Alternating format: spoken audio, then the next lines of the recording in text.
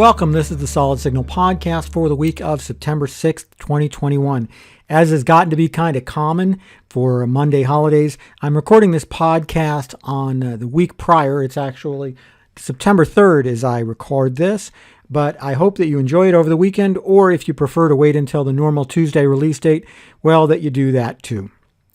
The news this week, at least the news as I'm recording this, is all about Locast. Now, Locast was a service that allowed you to stream your local channels. It was available for about 50% of the population, major cities throughout the country. Now, for some reason, which I still struggle to understand, the rights holders, major networks, sued Locast saying that they couldn't do what they did. They contended that Locast was trying to profit from the local channels that it was showing, and that since there was no agreement for profit sharing, this was unfair copyright infringement. Now, I don't know if any of that's true because I'm not a lawyer and because I'm not a judge, but I will tell you that a judge said that the major networks are right, that Locast was taking in more money than it put out for the absolutely necessary operations that it had, and therefore that constituted profit, and therefore the content providers were right and Locast was wrong.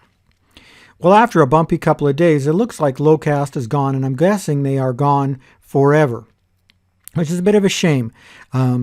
Not because I want copyright infringement to continue, and I absolutely do not want copyright infringement to continue. I'm a content provider myself, and I don't want my stuff stolen from me. So maybe that was the right choice.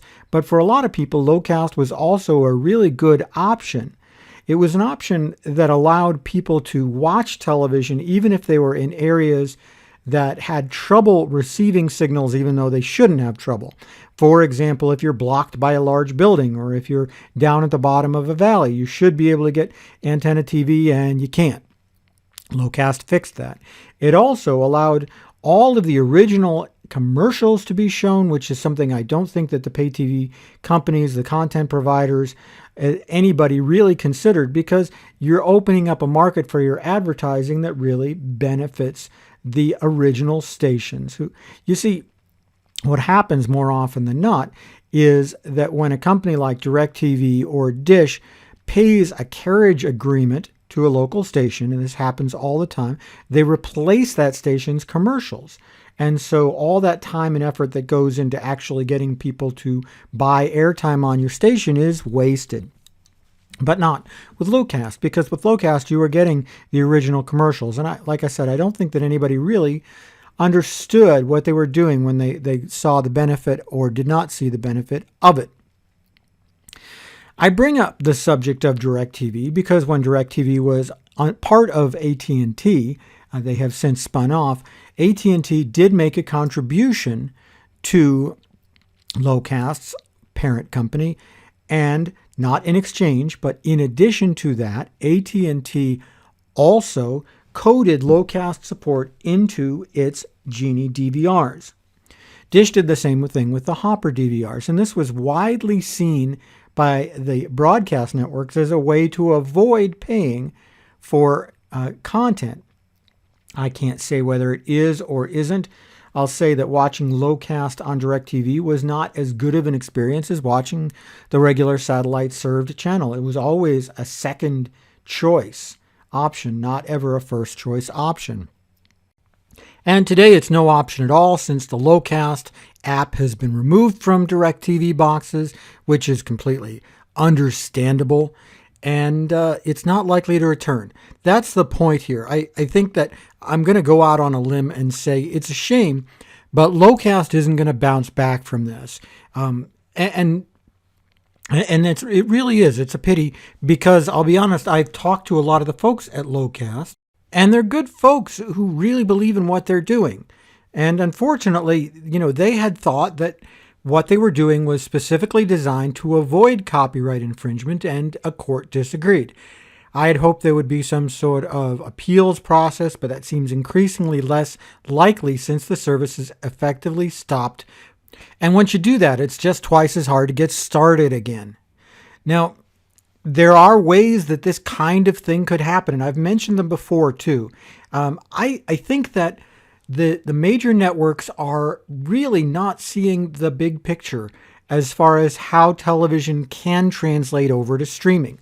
There's a lot of effort being put into the next generation television standard, ATSC 3.0, and that's being done by not only the major networks, but also broadcasters like Sinclair Broadcast Group, primarily because what they're trying to do is have a better way of serving you advertising. Remember, television runs off advertising. A lot of stations do make money off of retransmission fees. It's the way that they do it since they can't show their advertising to pay TV customers. However, really the core of television runs off advertising.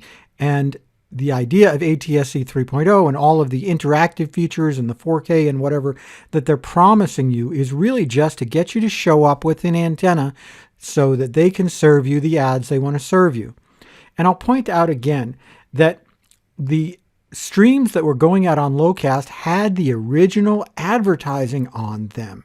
And whether it's Locast or another group like the National Association of Broadcasters, they could create a streaming service that had all the original advertising, and that would be a benefit to everybody. I don't know why they won't do that. I've said it before, I'm a really big believer in local television. Local television is important. Local journalism is important. Local news and sports are important. And if we lose that, we've lost a lot. There's this saying, and I can't quite remember how it goes. It doesn't matter if you've gained the entire world, if you've lost a single thing or something like that. I guess I'll have to Google it after I'm done recording this podcast. But all of the information that's available on the internet is great, but to gain it and lose the ability to know what's going on in your neighborhood, that's not what was ever intended.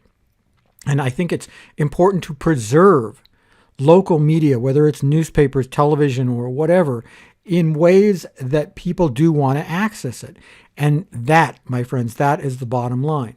There are people who do want to get over-the-air television. A lot of them shop at Solid Signal, and I hope that you do too. We still have the best selection of over-the-air antennas out there. But if you're one of those folks who would rather stream it or who can't get over-the-air television in some way, something like Locast, whether it's operated by that company or by somebody else, is great for you. And I think that it promotes local advertising, local small businesses. It's a great thing.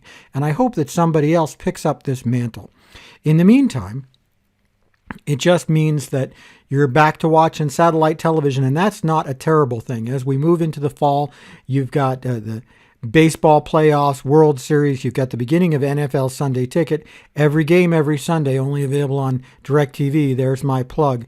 And of course, it won't be long until basketball rolls back around either. So the fall is an exciting time for sports, and you can get it all on satellite if you want it. That's about it for me for the Solid Signal podcast for this week. Be sure and like and subscribe. I do ask you every week, but it does make me look good. Every week I get into a meeting with a bunch of people who want to look at the numbers.